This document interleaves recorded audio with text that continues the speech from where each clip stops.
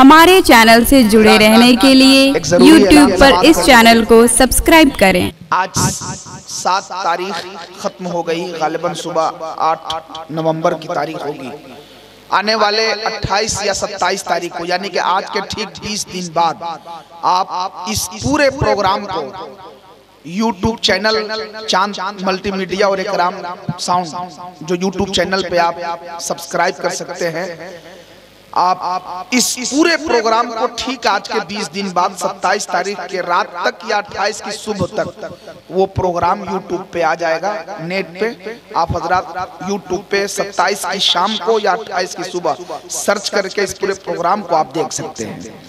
हमारे मुबारक हुसैन मुबारक ने बहुत अच्छा कलाम पढ़ा। एक जरूरी ऐलान के लिए हमारे अलहाज हाफिज नसीरुद्दीन साहब किबला, जिन्होंने दारुल उलूम हमीदिया नूरुल उलूम बाला झगड़ा के हवाले से बड़ी जिम्मेदारियां निभाई हैं, हजरत अल्लामा इलियास शमसी साहब जिन्होंने इस मदरसे को काफी तरक्की दिलाया है, इसी हवाले से हजरत हाफिज अलहाज नसीरुद्दीन साहब से मैं गुजारिश करता हूं कि वो तशरीफ लाएं। नारे तकबीर, नारे रिसालत।